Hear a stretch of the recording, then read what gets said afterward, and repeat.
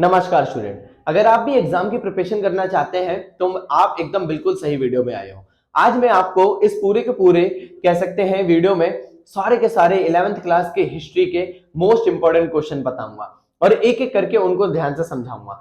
और आप ये देखोगे कि ये क्वेश्चन आपके एग्जाम में काफी सालों से आते जा रहे हैं और ये आपके लिए बहुत ज्यादा जरूरी होंगे। तो इसके इंपॉर्टेंट क्वेश्चन को ध्यान में रखना और ऐसे करके मैं आपको राजनीति के भी बताऊंगा, 12th के भी बताऊंगा। तो इसलिए हम आज की क्लास में हम केवल 11th हिस्ट्री के ही बहुत ज्यादा मोस्ट इंपोर्टेंट क्वेश्चन को क्या करेंगे, पढ़ेंगे। एक एक करके मैं आपको समझाता जाऊंगा ये सारे क्वेश्चन। आपको वीडियो में बने रहना है, एंड तक देखना है ताकि आपका एग्जाम बहुत ज्यादा बेहतर तरीके से हो सके। चलिए वीडियो को क्या करते हैं, शुरू करते हैं। दूसरा प्रश्न आता है मेसोपोटामिया के इतिहास के जानकारी के स्रोत। एक बात को हमेशा ध्यान रखिए, जब भी कभी इतिहास को पढ़ोगे ये क्वेश्चन आपको हर चैप्टर, हर संस्कृति, हर सभ्यता में मिलेगा। इसको जानने के स्रोत क्या है, ठीक है। इस पूरे क्वेश्चन में मैं आपको एक लॉजिक सिखाऊंगा जिससे आप क्या कर सकते हो, किसी भी क्वेश्चन का आराम से आंसर दे सकते हो। तो मेसोपोटामिया जो इराक गणराज्य की सभ्यता है, इसकी विशेषताएं कुछ इस प्रकार हैं, लेकिन उसकी जानकारी के स्रोत जो है वो हम पहले बात करते हैं, ठीक है। सबसे पहला है जिसे हम कहते हैं इमारतें। आज हम सब देखते हैं हमें इमारतें अधूरी मिलती हैं, कई पूरी मिलती हैं, कुछ टूटी फूटी मिलती हैं। तो उन इमारतों के माध्यम से हम क्या कर सकते हैं, उन इमारतों के माध्यम से हम मेसोपोटामिया के इतिहास को उजागर कर सकते हैं। ये नंबर 1 था। नंबर 2 है जिसे कहते हैं मूर्तियां। आजकल लोग क्या करते हैं, आजकल लोग बड़े बड़े पोस्टर बनवाते हैं, बैनर बनवाते हैं, लेकिन पहले के टाइम पर राजा महाराजा क्या करते थे, मूर्तियों का निर्माण करते थे। और उन्हीं मूर्तियों के माध्यम से हम ये कह सकते हैं कि मेसोपोटामिया की हमें क्या मिल रही है, जानकारी। क्योंकि वहां पर ऐसे बहुत सारे राजा थे जिन्होंने अपने लिए क्या की, मूर्तियों को निर्मित करवाया था। तीसरा पॉइंट है जिसे हम कहते हैं आभूषण। आभूषण का मतलब क्या होता है, गहने। जैसे आज हम सब गहने पहनते हैं, वैसे ही पहले के टाइम पर भी पहनते थे। तो मेसोपोटामिया में ऐसे जो लोग हैं जिन्होंने अनेक प्रकार के आभूषणों को पहना है, उनके माध्यम से हम क्या कर सकते हैं, हम इतिहास की जानकारी प्राप्त कर सकते हैं। अगला है जिसे कहते हैं औजार। औजार का मतलब क्या है, औजार देखो जैसे खेती के लिए इस्तेमाल करने वाले औजार, या फिर कह सकते हैं घर बनाने के लिए इस्तेमाल होने वाले औजार। ऐसे कई सारे हमें औजार मिले हैं जिससे भी हम मेसोपोटामिया के इतिहास को उजागर कर सकते हैं। नेक्स्ट है कब्रें। अब मेसोपोटामिया की सभ्यता की ना एक सबसे बड़ी कमी ये थी कि लोग ना उनके मरने के पश्चात ही क्या करते थे, वहीं पर गड्ढा खोदते थे घर में, और खोदने के पश्चात वहीं पर उसे क्या करते थे, दफना देते थे, ठीक है। तो ये कब्र भी हमें ऐसी कुछ मिली है जिससे हम इतिहास के उजागर कर सकते हैं। नेक्स्ट है लिखित दस्तावेज। लिखित दस्तावेज क्या होते हैं, लिखित दस्तावेज वो दस्तावेज होते हैं जो लिखित रूप में प्राप्त होते हैं। जैसे कि देखो ये नोट्स आप देख सकते हो, तो ये भी लिखित रूप में। ऐसे हमें बहुत सारे लिखित दस्तावेज प्राप्त हुए हैं जिससे हम मेसोपोटामिया के इतिहास को क्या कर सकते हैं, उजागर कर सकते हैं, ठीक है।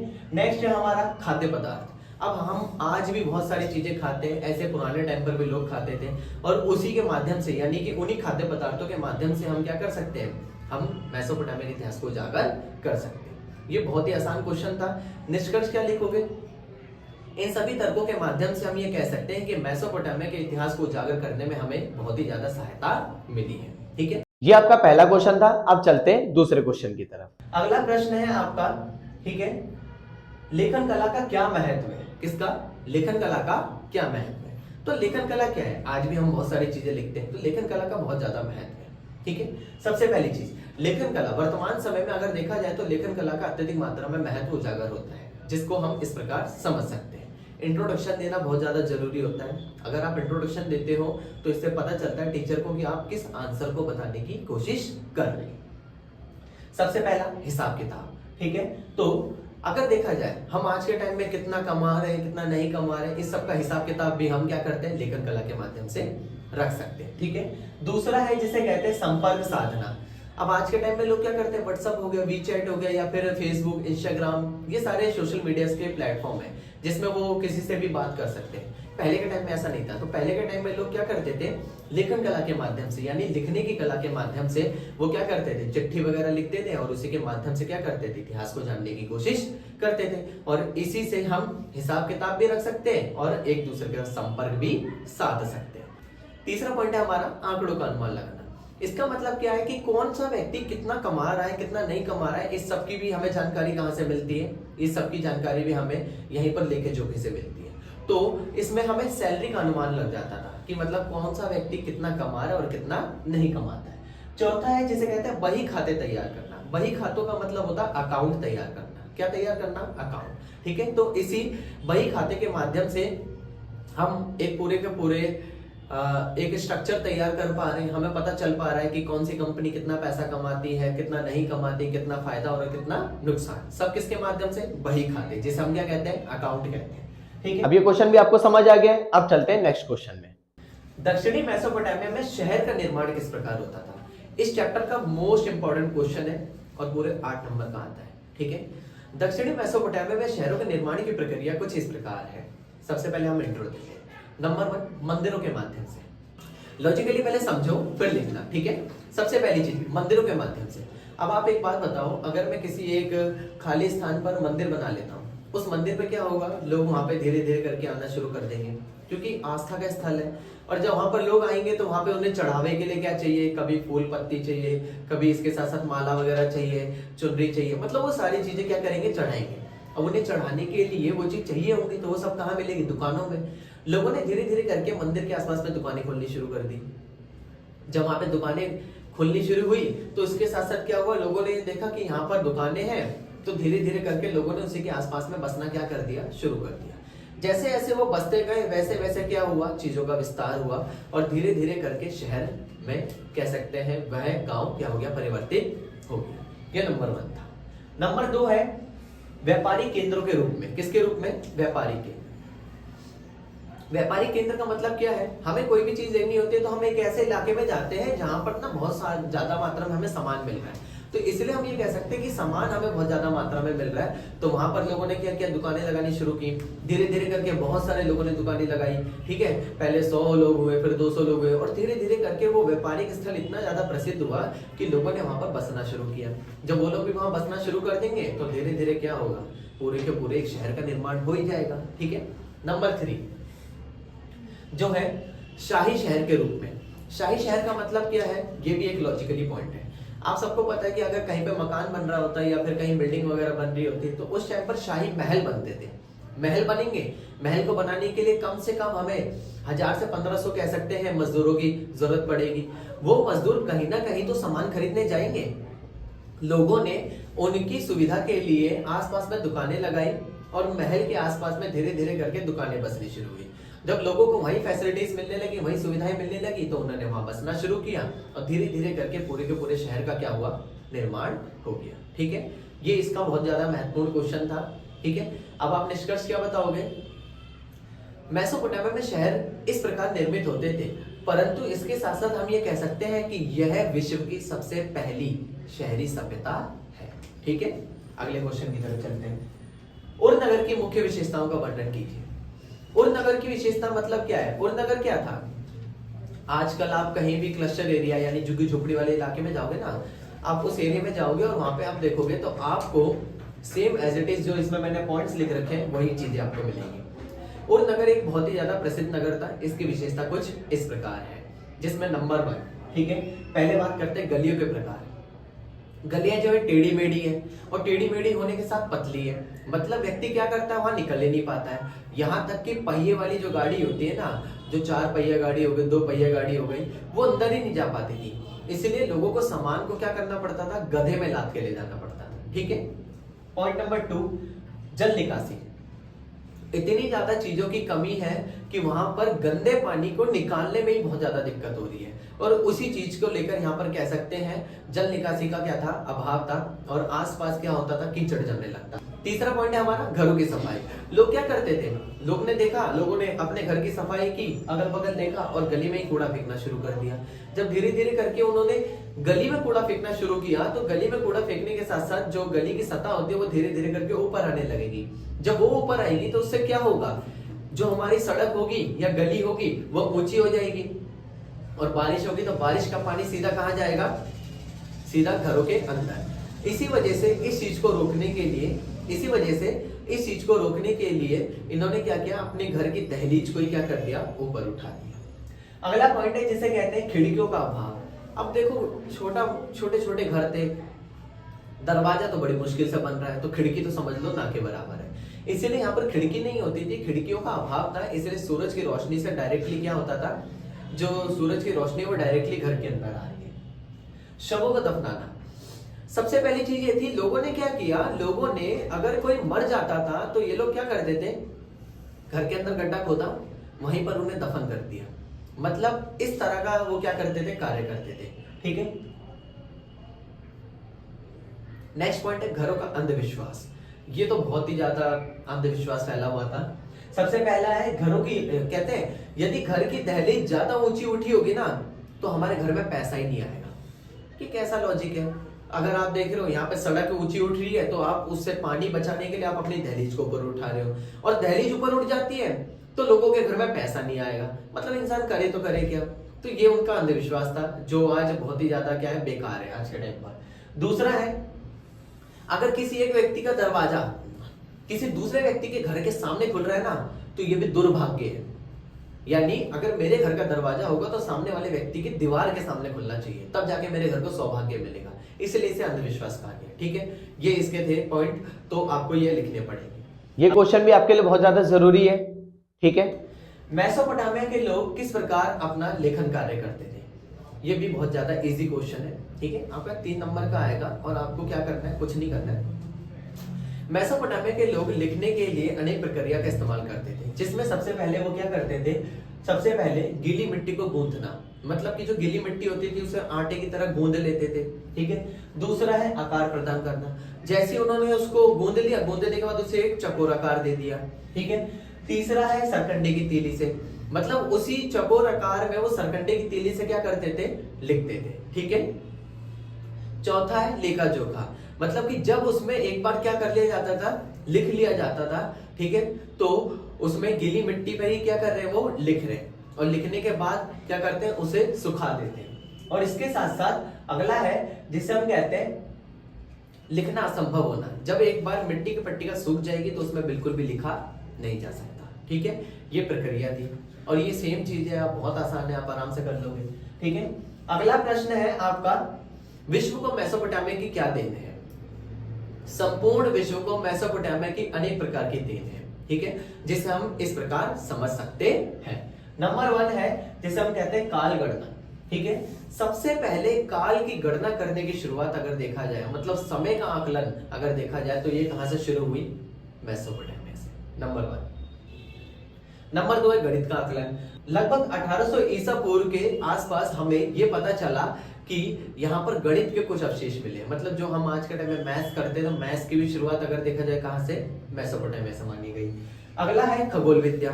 खगोल विद्या का मतलब क्या होता है, एस्ट्रोनॉमी, जिसमें हम क्या करते हैं, हर चीज का पता लगाते हैं, जिसमें हम चांद तारे ग्रहों के माध्यम से समय का अनुमान लगाते हैं। और इसी के माध्यम से हमने ये भी अनुमान लगाया है कि एक साल में 12 महीने होते हैं, एक महीने में 4 सप्ताह होते हैं, एक सप्ताह में 7 दिन होते हैं, एक दिन में 24 घंटे होते हैं, और एक घंटे में 60 मिनट होते हैं, और एक मिनट में 60 सेकंड होते हैं। इस सब का भी हमें कहां से पता चला, मेसोपोटामिया की सभ्यता से। अगला है जिसे हम कहते हैं समय का अनुमान। वो लोग क्या करते थे, वो सूर्य उदय होने का और सूर्य अस्त होने का या फिर चंद्रमा के निकलने का, इसी के अनुसार वो क्या करते थे, समय का पता लगाते थे कि सुबह कब हो रही है, शाम कब हो रही है, दोपहर कब हो रही है, वो इस तरीके से। अगला है जिसे कहते हैं कृषि का विकास। लगभग 7000 ईसा पूर्व से 6000 ईसा पूर्व तक कृषि का क्या होने लगा, यहाँ पर विकास होने लगा था।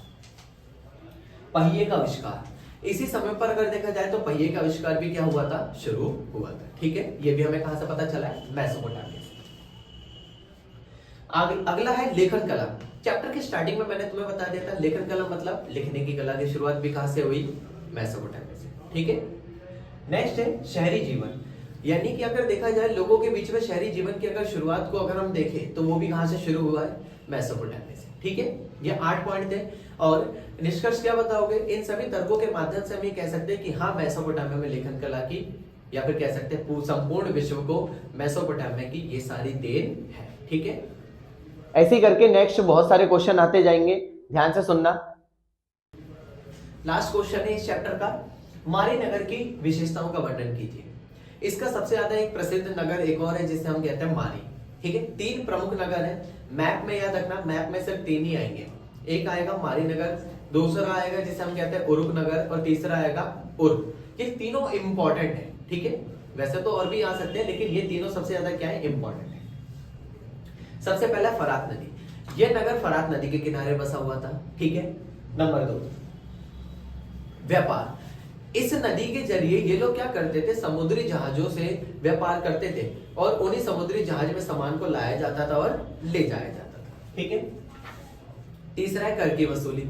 जब ये सामान उस पोर्ट पर यानी उस बंदरगाह पर आकर उतरता था तो ये लोग क्या करते थे, उसका 10% अपने पास रखते थे और बाकी सारा क्या होता था, उस व्यक्ति को, जिस व्यक्ति का सामान है उसको वापस सौंप देते थे। ठीक है। और लास्ट है सुलभ व सस्ता। ये एक ऐसा व्यापार था जो बहुत ही ज्यादा नहीं क्या पड़ता था, सुलभ पड़ता था और सस्ता पड़ता था। ठीक है। नेक्स्ट क्वेश्चन की तरफ चलते हैं। रोमन साम्राज्य की जानकारी के स्रोत कौन कौन से? अभी मैंने पिछली वीडियो में भी आपको बताया था, हर चैप्टर में आएगा जानकारी के स्रोत। तो रोमन साम्राज्य की जानकारी के स्रोत निम्नलिखित है। ठीक है। नंबर 1 है जिसे हम कहते हैं पाठ्य सामग्री। पाठ्य सामग्री क्या है? देखो, ये सब जो आप पढ़ रहे हो ये भी तो पाठ्य सामग्री है। पाठ्य मतलब पढ़ने वाली सामग्री।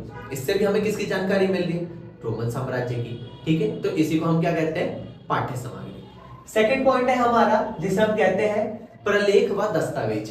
प्रलेख होते हैं लिखे हुए लेख। क्या होते हैं? लिखे हुए लेख। कोई भी लिखे हुए लेख हो गए, और दस्तावेज मतलब होता है डॉक्यूमेंट्स, यानी उस समय के जो भी लोग थे वो कौन कौन से दस्तावेज इस्तेमाल करते थे और उस दस्तावेज के माध्यम से भी हम क्या कर सकते हैं, रोमन साम्राज्य के इतिहास को उजागर कर सकते हैं। तीसरा है भौतिक अवशेष। भौतिक अवशेष का मतलब क्या होता है? विजुअल थिंग, जैसे हम जिसे छू सकते हैं, जैसे कि ये बोर्ड है हमारा, इसे हम छू सकते हैं। ठीक है। या फिर कह सकते हैं एक फैन हो गया, ट्यूबलाइट हो गई, चेयर हो गई, इस सब की हमें क्या है, ये सब हमारे भौतिक अवशेष है, इसे हम छू सकते हैं। और ऐसे ही वहां पर जितने भी भौतिक अवशेष हमें मिले उससे हम रोमन साम्राज्य के इतिहास को पुनः जागृत कर सकते हैं। ठीक है। निष्कर्ष क्या बताओगे? यह वह स्रोत है जिसके माध्यम से हम इतिहास को पुनः जागृत कर सकते हैं। अगला है जिसे हम कहते हैं तीसरी शताब्दी को संकट का काल क्यों माना जाता है? तीसरी शताब्दी को संकट का काल इसलिए माना जाता है क्योंकि रोमन एम्पायर में पहली शताब्दी और दूसरी शताब्दी में विस्तार हुआ। मतलब सम्राट ऑगस्टस ने उसको बढ़ाया, उसके बाद उसका दत्तक पुत्र मतलब गोद लिया वो पुत्र जिसका नाम था टिबेरियस, उसने इसको आगे बढ़ाया। लेकिन अगर देखा जाए तो 2 शताब्दी के बाद रोमन साम्राज्य में एक कह सकते हैं भयानक काल आ गया।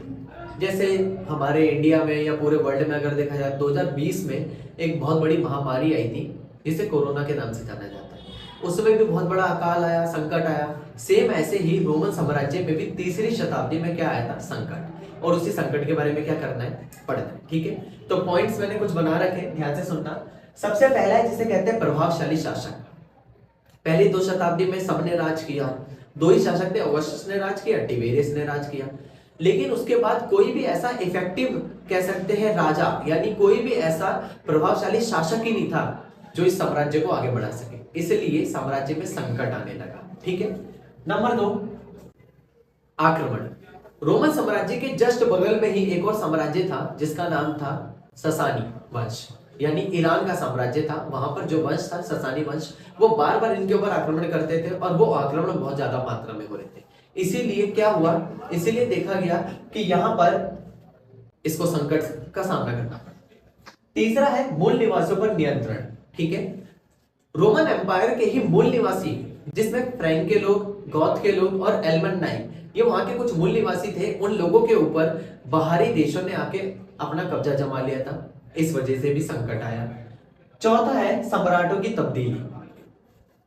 लगभग 47 इयर्स में 25 सम्राट, यानी कि 47 वर्षों में 25 सम्राटों को बदला गया, जहां 2 सम्राट मिलकर लगभग 1.5 शताब्दी यानी 150 साल तक राज कर रहे हैं। उसके बाद कोई भी ऐसा प्रभावशाली शासक नहीं है जो इस साम्राज्य को आगे बढ़ा सके। इसी वजह से 47 वर्षों में 25 सम्राटों को बदला गया था। तो संकट का काल आएगा ना। ठीक है। निष्कर्ष क्या बताओगे? इन सभी तर्कों के माध्यम से हम कह सकते हैं कि रोमन एम्पायर उस समय पर संकट से घिरा था। ठीक है। नेक्स्ट क्वेश्चन की तरफ चलते हैं। रोमन साम्राज्य में दासों की स्थिति का वर्णन कीजिए। भाई साहब 100% इतना आसान क्वेश्चन है, 8 के 8 नंबर मिलेंगे, बस आपको थोड़ा सा दिमाग लगाना है और कुछ नहीं करना। ठीक है। सबसे पहली चीज, रोमन साम्राज्य में अनेक प्रकार के दास थे और दासियां भी थी जिनसे अनेक प्रकार के कार्य करवाए जाते थे। ठीक है। नंबर 1, अत्याचार। दिन रात काम करवा रहे हैं, दिन रात काम करवा रहे हैं, मार रहे हैं, पीट रहे हैं। ठीक है। और अपना जबरदस्ती काम करवा रहे हैं, अत्याचार कर रहे हैं। नंबर 2, जिसे हम कहते हैं कम मजदूरी। काम तो करवा रहे हैं, मजदूरी क्या दे रहे हैं, बहुत कम, 2 वक्त की रोटी भी नहीं दे रहे, आधी रोटी पकड़ा दी, तो मतलब मजदूरी भी नहीं दे रहे, उसके साथ साथ खाने के लिए भी नहीं दे रहे सही से, तो अत्याचार तो हो ही रहा है ना एक तरह से। ये दूसरा पॉइंट है। तीसरा है जिसे कहते हैं अधिक कार्य करवाना। कई बार क्या होता है, पैसे कम देते हैं, कार्य अधिक करवा लेते हैं, ये भी एक प्रकार का अत्याचार था। ठीक है, और इसके साथ साथ अगला है जिसे कहते हैं दासों का व्यापार। सरेआम दास को खरीदा और बेचा जा रहा है, मतलब वस्तु की कीमत की तरह इंसान की कीमत लगाई जा रही है, तो ये भी गलत चीज थी। ठीक है, नेक्स्ट है मनोरंजन। मनोरंजन का मतलब क्या होता है, इन लोगों ने दासों को ऐसे मनोरंजन के रूप में देखा कि जब मन किया उनको मारना शुरू कर दिया, जब मन किया जंगली जानवरों के पीछे छोड़ दिया, तो मतलब कि मनोरंजन के लिए इस्तेमाल कर रहे हैं, अपने एंटरटेनमेंट के लिए इंसान की जो जिंदगी है वो बर्बाद कर रहे थे। ठीक है, नेक्स्ट है दास प्रजनन। मैंने आपको पहले भी बताया था, अधिक से अधिक मात्रा में दास को बोला जाता था कि आप ज्यादा से ज्यादा मात्रा में बच्चे पैदा करो, जितनी ज्यादा मात्रा में आप बच्चे पैदा करोगे उन्हीं के बच्चों को क्या बनाया जाएगा, गुलाम बनाया जाएगा। ठीक है, और नेक्स्ट है दासों की संख्या। इस पूरे के पूरे साम्राज्य में अगर देखा जाए 75 लाख की आबादी थी, 30 लाख तो दास ही है, 40% लोग जो है उनको गुलाम बनाया गया है, तो ये कोई अच्छी बात तो नहीं है ना। इसीलिए कहा जाता है कि रोमन एम्पायर में दासों की स्थिति बहुत ही ज्यादा क्या थी, दर्दनाक थी। ठीक, नेक्स्ट क्वेश्चन की तरफ चलते हैं। रोमन साम्राज्य के आर्थिक विस्तार पर प्रकाश डालिए, यानी रोमन साम्राज्य ने अपना आर्थिक विस्तार किस प्रकार किया, अपने आप को इकोनॉमिकली कितना ज्यादा अच्छा कैसे किया। ठीक है, तो रोमन साम्राज्य एक बहुत ही ज्यादा महत्वपूर्ण साम्राज्य था। इसके आर्थिक विस्तार की नीतियां कुछ इस प्रकार है। इंट्रोडक्शन बनाना सिखा रहा हूं मैं, कभी घर से पढ़ के नहीं आता हूं, मैं सिर्फ ये देखता हूं कि क्वेश्चन क्या पूछा गया, उसी से इंट्रोडक्शन बन जाता है। ठीक है, बस आपको एक दो चीज क्या करनी पड़ती है, ऐड करनी पड़ती है। सबसे पहला बंदरगाह। यहाँ पर अनेक प्रकार के बंदरगाह थे जहाँ पे सामान को उतारा जा रहा था, उसके साथ साथ सामान को एक जगह से दूसरी जगह ले जाया जाता था। तो जिस क्षेत्र में बंदरगाह अधिक होंगे वहां पर क्या होगा, व्यापार अधिक होगा, और जहाँ व्यापार अधिक होगा वहां पर पैसा अधिक आएगा, पैसा अधिक आ जाएगा तो क्या होगा, आर्थिक विस्तार हो रहा है ना, हमें यही सिद्ध करना है। नंबर 2, फैक्ट्रियों की संख्या। किसकी, फैक्ट्रियों की संख्या। तो यहाँ पर अनेक प्रकार की फैक्ट्रियां थी, बहुत सारी फैक्ट्रियां लगा रखी थी लोगों ने, जिससे पैसा आता था और उसी पैसे से क्या हो रहा है, आर्थिक विस्तार होता है। ठीक है, तीसरा है एम्फोरा। अभी मैंने आपको बताया था, बड़े बड़े कंटेनरों में सामान को ले जाया जाता था। ठीक है, उसी से ढुलाई होती थी और उसी से बहुत ज्यादा मात्रा में इनकम होती थी। जब इनकम होगी तो साम्राज्य का विस्तार होगा। चौथा है ड्रेसल 20। एक विशेष प्रकार का ड्रम था जिसे ड्रेसल 20 कहते हैं। इसमें केवल जैतून का तेल यानी ऑलिव ऑयल रखा जाता था। ठीक है, ये सबसे ज्यादा कीमती था और इसको रखा जाता था, इसी के बारे में यहाँ पर बताया गया। ठीक है, नेक्स्ट क्वेश्चन की तरफ चलते हैं। ये इस चैप्टर का लास्ट क्वेश्चन है, रोमन साम्राज्य का पतन कैसे हुआ। रोमन साम्राज्य जो एक नहीं, दो नहीं, 3 महाद्वीपों में फैला हुआ था, एकदम से कैसे खत्म हो गया। एकदम से नहीं होता, कोई भी साम्राज्य एकदम से खत्म नहीं होता, उसके कुछ कारण होते हैं। कुछ तो उसके व्यक्तिगत कारण है जिससे हम कह सकते हैं गृह युद्ध वगैरह जो होगा, और कुछ होते हैं बाहरी कारण, मतलब अंदरूनी कारण मान लो और बाहरी कारण। ठीक है, तो पहला है जिसे हम कहते हैं साम्राज्यवाद। कई बार ऐसी स्थिति आ जाती है जब हम अपने साम्राज्य को इतना ज्यादा बड़ा करते हैं कि वो हमारे कंट्रोल से निकल जाता है, हमारे नियंत्रण से निकल जाता है। तो सबसे पहली चीज यही हुई, रोमन साम्राज्य इतनी ज्यादा मात्रा में बढ़ता जा रहा था कि साम्राज्य को संभाल नहीं पाए, और धीरे धीरे करके क्या हुआ, लोगों ने अपने अपने नए नए इलाके बसाने शुरू किए और रोमन साम्राज्य धीरे धीरे करके क्या हुआ, खत्म होने लगा। नंबर 2 है जिसे कहते हैं नगरों में जन समुदाय। जिस समुदाय की जनता ही अगर हार मान ले तो राज्य या साम्राज्य कुछ भी नहीं बचेगा। तो यहाँ पर बताया गया नगरों का जन समुदाय था वही कमजोर पड़ गया, इस वजह से साम्राज्य का पतन हुआ। तीसरा है भ्रष्टाचार। राजनीतिक गतिविधियों में इतनी ज्यादा मात्रा में भ्रष्टाचार हो रहा था जिससे कि पूरा का पूरा साम्राज्य क्या हुआ, नष्ट होने लगा, और धीरे धीरे करके कह सकते हैं इसका खात्मा शुरू हुआ। अगला है जिसे हम कहते हैं ईसाई धर्म के फैलने के कारण। ईसाई धर्म इतनी ज्यादा मात्रा में फैलने लगा कि उसका इंपैक्ट साम्राज्य के ऊपर पड़ा, और साम्राज्य के ऊपर जब इंपैक्ट पड़ा तो उससे भी बहुत ज्यादा दिक्कत हुई, और इसी वजह से ये भी एक कारण माना जाता है। नेक्स्ट है जिसे कहते हैं बाहरी देशों के आक्रमण। मैंने अभी बताया था ससानी वंश बार बार आक्रमण करता था, अब उसके साथ साथ और भी उसके अगल बगल के साम्राज्य ने आक्रमण करना शुरू किया और साम्राज्य को पूरी तरीके से क्या कर दिया, खत्म कर दिया। लास्ट है प्रभावशाली शासक। आप सबको मैंने अभी बताया था कि सम्राट ऑगस्टस और टिबेरियस के बाद कोई भी प्रभावशाली शासक नहीं बचा, इस वजह से भी साम्राज्य का क्या हुआ, खात्मा हुआ। ठीक है, और इसके साथ साथ लास्ट पॉइंट है राजाओं की तब्दीली। 47 वर्षों में 25 सम्राट बदले गए, यही सबसे बड़ा कारण है इसके साम्राज्य के अंत होने का। क्यों? इतनी जल्दी कोई भी साम्राज्य एंड नहीं होता। ठीक है, चीन तथा मंगोलों के व्यापारिक संबंधों का उल्लेख कीजिए। जैसे मंगोलिया के जस्ट नीचे पड़ता है चीन। अब मंगोलिया के लोग क्या करते थे, वो शिकार वगैरह करते थे, शिकार करने के साथ चीन के लोगों के साथ व्यापार करते थे। तो चीन के लोगों को वो क्या देते थे, चीन के लोगों को वो देते थे घोड़े, फुर्तीले घोड़े। ठीक है, और उसके साथ साथ देते थे फर। फर का मतलब होता है खाल, जानवरों की खाल। बदले में क्या लेते थे, बदले में लेते थे औजार, हथियार, ताकि उनका इस्तेमाल करके वो बाकी अनेक जगहों पर क्या कर सके, उसका इस्तेमाल करके साम्राज्य का विस्तार कर सके। ठीक है, मंगोल कबीले की मुख्य विशेषताओं का वर्णन कीजिए। मंगोल कबीले जो थे वो कभी एक जगह पर टिककर नहीं रहते थे। इनकी विशेषताएं कुछ इस प्रकार है। ठीक है, नंबर 1 है खानाबदोश। ये घुमक्कड़ प्रजाति के थे जो कभी भी एक जगह पर टिककर नहीं रहते थे, इसलिए इन्हें क्या कहा गया है, इसलिए इन्हें घुमक्कड़ कहा गया है। पॉइंट नंबर 2, पशुपालक। ये मुख्यतः पशुओं को पालते थे और उन्हीं पशुओं के माध्यम से अपने साम्राज्य का विस्तार करते थे, क्योंकि ये जितने भी भेड़, बकरियों या फिर कह सकते हैं घोड़ों को पालते हैं, तो उनमें से कुछ का इस्तेमाल करते हैं और कुछ का कह सकते हैं खाने के लिए भी इस्तेमाल करते थे। ठीक है, पशुओं को पालते थे, ठीक है, और उसके साथ साथ उनका सेवन भी करते थे। नेक्स्ट पॉइंट है जिसे हम कहते हैं घुड़सवार। ये घुड़सवार थे जो हमेशा घुड़सवारी करते थे, और घुड़सवारी इतनी तेजी से करते थे कि सामने वाले जो व्यक्ति होते थे या साम्राज्य के जो लोग होते थे वो बहुत ही ज्यादा क्या होते थे, इनको देखकर चौंक जाते थे। ठीक है, ये घुड़सवारी भी करते थे। अगला है जिसे कहते हैं लुटेरे।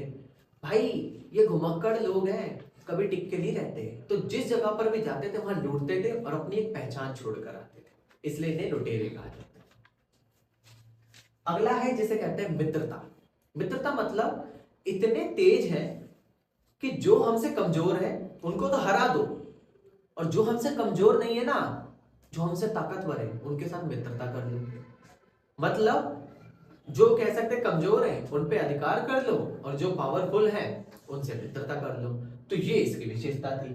ठीक है, अगला प्रश्न है आपका, मंगोलों के कारण समाज का किस प्रकार विनाश हुआ। 12वीं शताब्दी में मंगोलों का कहर इतना ज्यादा बढ़ता गया कि उन्होंने पूरे के पूरे इलाके पर अपना कब्जा कर लिया। ठीक है, और इसी के तहत अगर हम देखें तो कुछ पॉइंट्स हैं, उसके तहत मैं आपको समझाने की कोशिश करूंगा। नंबर 1 है जिसे हम कहते हैं आक्रमण। जिस इलाके में जाते थे आक्रमण करते थे, पूरे के पूरे इलाके को बंजर करते थे। ठीक है, आक्रमण कर लिया, लूट लिया। नंबर 2 है जिसे कहते हैं बंजर भूमि। जब पूरे इलाके को लूट लेंगे तो वहां पर एक तिनका भी नहीं छोड़ेंगे, वहां के जानवर, कुत्ते, बिल्ली, कुछ भी हो सबको जान से मार देंगे। ये उनकी क्या थी, खासियत कहो या फिर कह सकते हैं उनकी तानाशाही। ठीक है, तो ये था।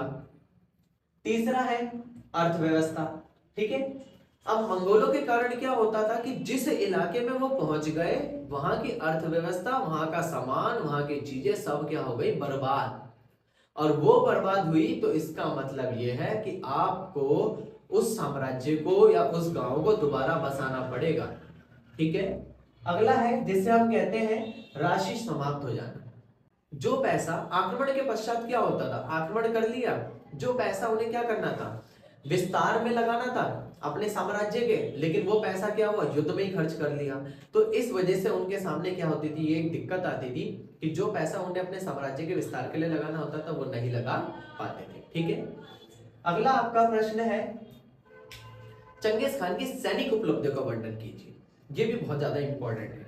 चंगेज खान की सैनिक उपलब्धियां बहुत ही ज्यादा इंपॉर्टेंट है। क्यों है, कैसे है, मैं आपको समझा देता हूं। ठीक है, सबसे पहली चीज, चंगेज खान एक ऐसा व्यक्ति था जिसने बहुत बड़े साम्राज्य का निर्माण किया। अकेला थोड़ी करेगा, बहुत सारी इसकी सेना थी, लेकिन सेना ऐसी है जो सबसे ज्यादा पावरफुल, सबसे ज्यादा मजबूत है। ठीक है, तो सबसे पहली चीज घुड़सवार। चंगेज खान ने अपनी सेना में ऐसे घुड़सवार को रखा जो इतने फुर्तीले होंगे, जो एक स्थान से दूसरे स्थान पर शीघ्र ही पहुंचे। नंबर 2 है जिसे कहते हैं तीरंदाजी घुड़सवार। घुड़सवार अलग है, वो संदेश पहुंचाने के लिए, दूसरे घुड़सवार है जिन्हें कहते हैं तीरंदाजी घुड़सवार। ऐसे घुड़सवार घुड़सवारी करते हुए भाई साहब वो तीरंदाजी भी कर सकते हैं और सामने वाले व्यक्ति को या सामने वाले साम्राज्य को मिनटों में क्या कर सकते हैं, पछाड़ सकते हैं। ये उसकी विशेषता थी। तीसरी, मौसम की जानकारी। युद्ध करने ऐसी ऐसी स्थिति में जाएंगे, हर मौसम की जानकारी प्राप्त कर लेंगे और अपने लोगों को उस मौसम के लिए तैयार करेंगे, जैसे बारिश में युद्ध करना, तूफान में युद्ध करना। तो इस तरीके से वो मौसम की जानकारी प्राप्त करके क्या करते थे, अपने लोगों को तो उसके अनुसार ढाल लेंगे, लेकिन सामने वाले जो व्यक्ति होंगे उनको तो लड़ने की आदत नहीं है, तो इस वजह से उनके ऊपर अधिकार करते थे।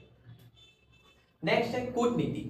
कूटनीति का मतलब होता है, अगर देखा जाए तो एक मुहावरा है, सांप भी मर जाए और लाठी भी ना टूटे। लेकिन यहाँ पे आप कैसे समझोगे मैं आपको बताता हूँ। ये क्या करता था, ये पहले तो चारों तरफ से घेर लेगा, चारों तरफ से घेर लिया। जब चारों तरफ से घेर लिया तो सामने वाला साम्राज्य बचेगा ही नहीं, ठीक है, पहला तरीका ये। दूसरा तरीका क्या होता था, कई बार ये लोग क्या करते थे, उस राज्य के मंत्री या किसी ऐसे व्यक्ति को अपना गुप्तचर बना लेते थे और उस गुप्तचर से उनकी कमजोरी पूछकर उनके ऊपर आक्रमण करते थे।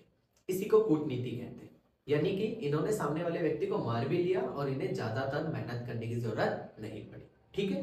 नेक्स्ट है आपका नेफ्टा बमबारी। बम है भाई इनके पास, अब उसको ब्लास्ट करेंगे तो सामने वाला ऑलरेडी कमजोर हो जाएगा। जब वो ऑलरेडी कमजोर हो जाएगा तो इसका मतलब क्या है, इसका मतलब यही है ना कि उन्हें दिक्कत नहीं है, दिक्कत उस साम्राज्य को हो रही है जिसके ऊपर अटैक हो रहे हैं। और लास्ट पॉइंट है इसका हरकारा पद्धति। हरकारा पद्धति एक विशेष प्रकार की पद्धति थी, ठीक है, इसको ध्यान से सुनना। इस पद्धति में क्या होता था, इन्होंने कई सारी ना सैनिक चौकियां बना रखी थी, जैसे अभी चौकी बना रखी है, फिर कम से कम आपका 5 किलोमीटर पर दूसरी चौकी होगी, फिर 5 किलोमीटर पर तीसरी होगी, फिर 5 किलोमीटर पर चौथी होगी। तो एक चौकी से दूसरी चौकी तक केवल एक घुड़सवार को भेजा जाता था। यानी एक घुड़सवार होगा, वो पहली चौकी पे खड़ा रहेगा, उसके एक हाथ में संदेश होगा और उसके पास होगी एक घंटी, ठीक है, जिसे हम करताल भी कहते हैं। वो अपने घोड़े को इतनी तेजी से भगाएगा कि जल्द से जल्द वो दूसरी चौकी तक पहुंचे। उस व्यक्ति को पहली से लेके आखिरी चौकी तक नहीं जाना, केवल पहली से दूसरी तक जाना है और जितनी तेजी से वो जा सकता है जाएगा। जैसे दूसरी चौकी पे जाएगा तो वहां पर दूसरा घुड़सवार तैनात रहता था। वो घुड़सवार क्या करता था, वो उस संदेश को लेता था, क्योंकि उसे दूर से ही पता चल जाता था कि संदेश आ रहा है घंटी की आवाज सुन के, और दूसरी चौकी पर वो तैनात रहता था, वो संदेश लेता था, वो तीसरी तक जाता था। ऐसे करके तीसरी वाला चौथी तक, चौथी वाला पांचवी तक, जितनी चौकियां बनी होती थी उतनी ही तेजी से संदेश को पहुंचा लेते थे और इसी के माध्यम से इन्होंने सूचनाएं प्रदान की। इसका सबसे ज्यादा फायदा कब होता था कि जब कभी युद्ध में चंगेज खान को ज्यादा सेना की जरूरत होती थी तो वो क्या करता था, अपने सैनिकों को संदेश भेजता था और इसी के माध्यम से जल्द उसकी सेना आ जाती थी और उसका साम्राज्य बच जाता था, ठीक है। ये था आपका क्वेश्चन। अब नेक्स्ट क्वेश्चन की तरफ चलते हैं। मंगोल साम्राज्य का पतन कैसे हुआ? अब देखो, यायावर साम्राज्य है, कोई भी साम्राज्य है, कोई भी संस्कृति है, शुरू हुई है, खत्म जरूर होगी। तो मंगोल साम्राज्य के पतन के भी कुछ कारण है, ठीक है। लास्ट चाहिए क्वेश्चन। पहला, संपूर्ण विश्व में, सबसे पहले इंट्रो की बात करते हैं। संपूर्ण विश्व में एक बहुत ही ज्यादा प्रभावशाली साम्राज्य का विस्तार तो हुआ, लेकिन इसका पतन अचानक से नहीं हुआ, ठीक है। तो इसके भी कुछ पॉइंट हैं। सबसे पहले प्रभावशाली शासक। आपको याद होगा मैंने जो दूसरा चैप्टर पढ़ाया था उसमें ही बताया था, जिस राज्य का सम्राट प्रभावशाली नहीं होगा वो राज्य भी प्रभावशाली नहीं होगा। तो साम्राज्य के पतन का पहला कारण बनता है, ठीक है। नंबर 2 है जिसे हम कहते हैं गृह युद्ध। लोग आपस में ही लड़ने लगे, यानी कि चंगेज खान के जो वंशज थे उन्होंने आपस में लड़ाई की और इस वजह से भी साम्राज्य का क्या हुआ, पतन हुआ, ठीक है। नंबर 3 जिसे हम कहते हैं अन्य धर्मों का मानना। यानी कि जो लोग थे वो अन्य धर्मों को मानना शुरू कर रहे थे और धीरे धीरे करके जैसे उन्होंने अन्य धर्मों को मानना शुरू किया तो ये भी एक क्या बना, पतन का कारण बना, ठीक है। नंबर 4 है जिसे कहते हैं उत्तराधिकारी पद। आपस में ही लोगों के बीच में लड़ाई होने लगी, ये मेरा उत्तराधिकारी है, मेरा उत्तराधिकारी है, और इसी चीज को लेकर क्या हुआ, आपस में लड़ने लगे।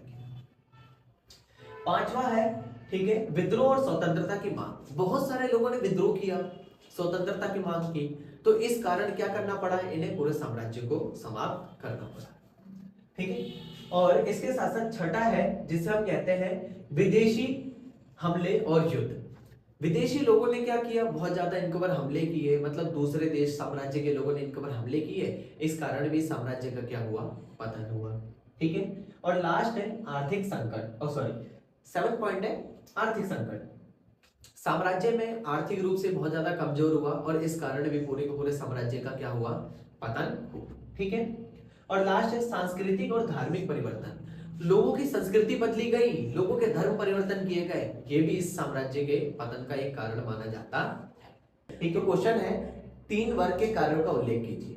8 नंबर का क्वेश्चन आएगा। ठीक है। अब ध्यान से देखिए, सबसे पहली चीज 3 वर्ग है क्या, तो पादरी वर्ग के बारे में मैंने आपको बताया। तो सबसे पहली चीज ये है, पादरी वर्ग वह वर्ग था जो यूरोप में ईसाई धर्म का सबसे ज्यादा प्रचार प्रसार करता था।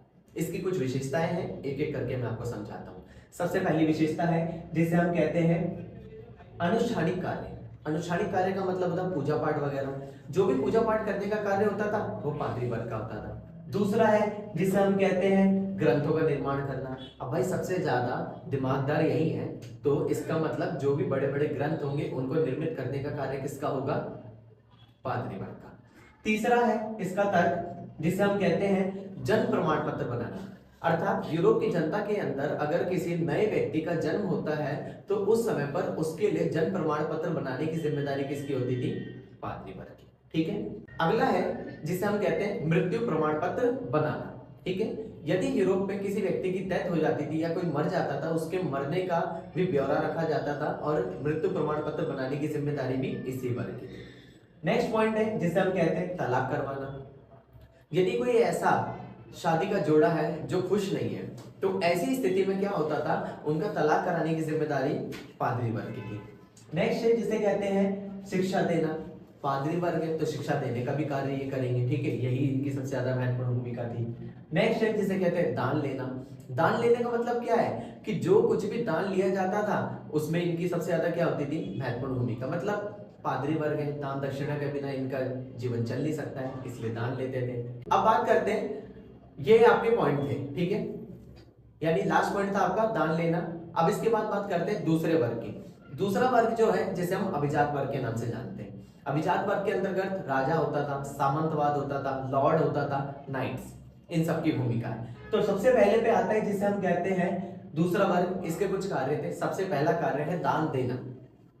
राजा वगैरह है, अमीर है भाई, दान देने का कार्य इसी का होगा। दूसरा है जिसे कहते हैं यज्ञ करवाना। बड़े बड़े जितने भी यज्ञ होते थे वो सारे यज्ञ कराने की जिम्मेदारी किसकी, इसी वर्ग की। नेक्स्ट है जिसे कहते हैं कर लेना। कर लेने का मतलब क्या है कि कोई भी जो कह सकते हैं राजा है, राजा का कर्तव्य होता है, उसकी ड्यूटी बनती है कि वो संपूर्ण प्रजा से कर लेगा और जो पैसा आएगा उस पैसे से राज्य का विस्तार कर देगा। इसके साथ साथ ठीक है, नेक्स्ट पॉइंट है गांव के सार्वजनिक कार्य करना। मतलब गांव के जितने भी सार्वजनिक कार्य होते थे उसको करने की जिम्मेदारी किसकी होती थी, इसी वर्ग की। ठीक है। अगला पॉइंट है जिसे हम कहते हैं दंड देना। अगर कोई व्यक्ति अन्याय करता है किसी के साथ तो उसको दंड देने का कार्य किसका होता था, इसी वर्ग का। नेक्स्ट है न्याय करना। न्याय करना मतलब क्या है, अगर किसी के साथ अन्याय हो रहा है तो उसको न्याय दिलाने की जिम्मेदारी किसकी होगी, इसी वर्ग की होगी। ठीक है। नेक्स्ट पॉइंट है जिसे कहते हैं कृषि करवाना। ये सारे के सारे कृषकों से क्या करवाते थे, कृषि करवाते थे। ठीक है। ये दूसरे वर्ग के कार्य थे। अब बात करते हैं तीसरे वर्ग की। तो तीसरे वर्ग में आते हैं कृषक वर्ग। कृषक कितने प्रकार के थे, 2 मैंने आपको शुरू में बताया। सबसे पहला है जिसे हम कहते हैं सर्फ। यह वह गुलाम कृषक थे जो दूसरों के अधीन रहकर काम करते थे। नंबर 2 जिसे कहते हैं स्वतंत्र कृषक। ये वो किसान थे जो स्वतंत्र रूप से रहते थे, इनको किसी भी प्रकार का कर देना नहीं होता था। ठीक है। नेक्स्ट प्रश्न है भिक्षु और भिक्षुणी कौन होते हैं। ईसाई धर्म का जिन्होंने प्रचार प्रसार करने की कोशिश की थी उन्हीं को भिक्षु और भिक्षुणी कहा जाता है। भिक्षु वो होते हैं जिन्हें हम मॉन्क कहते हैं, ये पुरुष होते थे। ठीक है। भिक्षुणी वो होती थी जो स्त्री होती थी, जिसे नन कहा जाता है। ठीक है। नेक्स्ट प्रश्न है आपका इसी से रिलेटेड है। ठीक है। जो भिक्षु भिक्षुणी है उनको किन नियमों का पालन करना पड़ता है, तो मठ में रहने के साथ साथ इन्हें अनेक प्रकार के नियमों का पालन करना होता था। ठीक है। जिसमें सबसे पहला नियम है जिसे कहते हैं बोलने की अनुमति।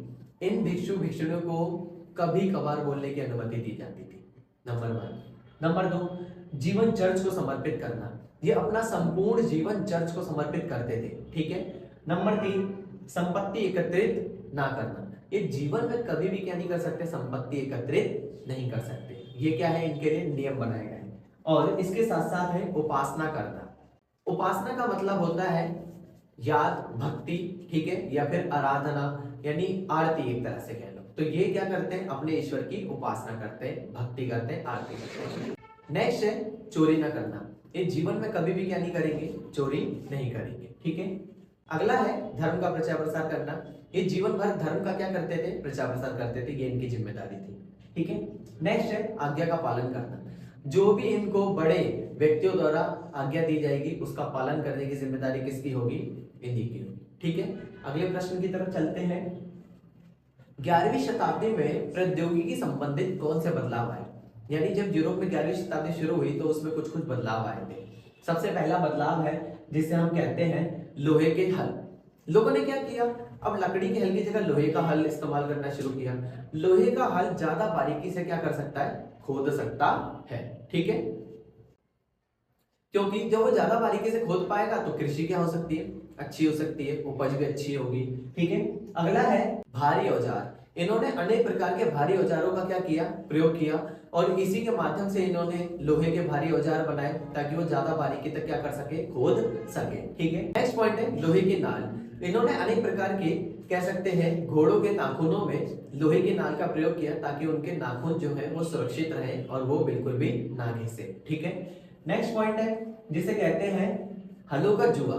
जो बैल होता है ना, बैल के आगे जो कह सकते हैं लकड़ी का वो जो रखा जाता है उसे जुआ कहते हैं। तो पहले वो जो जुआ था वो गर्दन पे रखा जाता था उनके। ठीक है। ये चित्र के माध्यम से आप समझ सकते हो। तो पहले वो गर्दन पे रखा जाता था, लेकिन आगे चल के ही क्या किया जाने लगा, वो कुबड़ पे रखा जाने लगा, यानी गर्दन के पीछे। ठीक है। और नेक्स्ट है जल चक्की और पवन चक्की। इसी समय पर जल चक्की और पवन चक्की की शुरुआत हुई, जिसके माध्यम से इन्होंने कई प्रकार के कार्य को क्या किया, संभव बनाया। ये प्रौद्योगिकी से संबंधित क्या हुए थे, बदलाव। प्रौद्योगिकी का मतलब होता है तकनीक के अनुसार आपने किस चीज को अच्छा किया। ठीक है। और लास्ट पॉइंट है इसका 3 खेतों वाली व्यवस्था। अब लोगों ने क्या किया, 2 खेतों की जगह पर 3 खेत बना दिए, यानी तीनों खेत में से 2 में एक बार खेती होगी और एक को खाली छोड़ा जाएगा, फिर 2 में खेती होगी, फिर एक को खाली छोड़ा जाएगा, फिर जो बचे हुए 2 होंगे उन दोनों में खेती होगी और एक को बीच में क्या कर दिया जाएगा, खाली छोड़ दिया जाएगा। इस तरीके से उन्होंने क्या किया, खेती को महत्वता दी। ठीक है। और नेक्स्ट है आपका प्रश्न, कैथोलिक चर्च की विशेषताओं का उल्लेख कीजिए। कैथोलिक चर्च क्या होते हैं, बड़े बड़े जो चर्च होते हैं ना उन्हीं को कैथोलिक चर्च कहा जाता है। इसकी विशेषता कुछ इस प्रकार है। ठीक है। सबसे पहला, यूरोप में बड़े बड़े चर्चों का उदय हुआ था और इन्हीं चर्चों के माध्यम से इन्होंने अनेक प्रकार की चीजों को संभव किया। इसके कुछ तर्क हैं जो इस प्रकार हैं। सबसे पहला, ऊंचे तथा नुकीले। ये ऊंचे बनाए जाते थे और नुकीले, ताकि किसी भी व्यक्ति की जो आवाज है वो साफ और सुधरी, या फिर कह सकते हैं साफ और एकदम गूंजे और सभी लोगों को बिना माइक के वो सुनाई दे। ठीक है। दूसरा पॉइंट है जिसे कहते हैं बड़ी बड़ी घंटियां। इन्होंने बड़ी बड़ी घंटियां लगवाई ताकि आसपास के गांव वासियों को या फिर हर व्यक्ति को क्या किया जा सके, इकट्ठा किया जा सके। नेक्स्ट पॉइंट है अभिरंजित कांच। इन्होंने अभिरंजित कांच का प्रयोग किया। ये एक ऐसा कांच था जो दिन में सूर्य की रोशनी से चमकता था और रात में ये मोमबत्ती की रोशनी से चमकता था। ठीक है।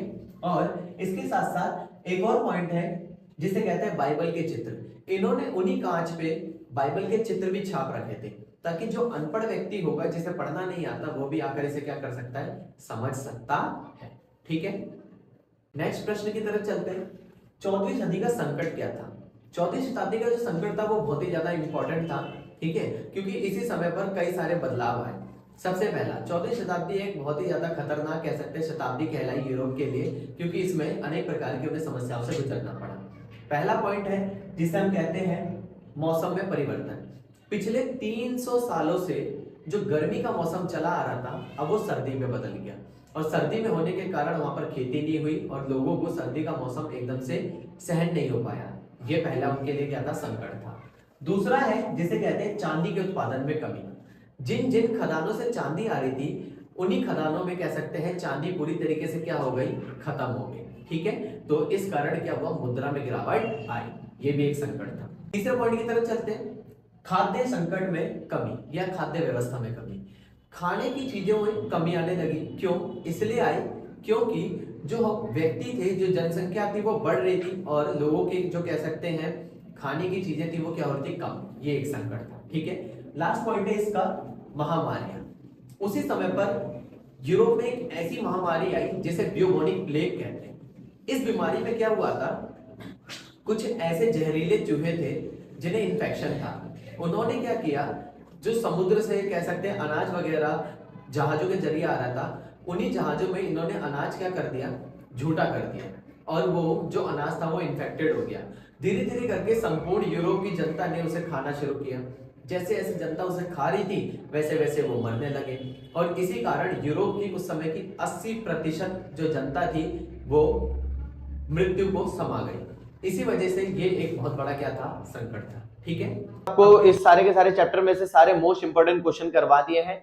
अब ये वीडियो आपको अच्छी लगी हो तो अपने दोस्तों तक ज्यादा से ज्यादा क्या करें? शेयर करें और वीडियो को लाइक करें और इसके साथ साथ चैनल को सब्सक्राइब करें। मिलते हैं नेक्स्ट वीडियो में। Thank you.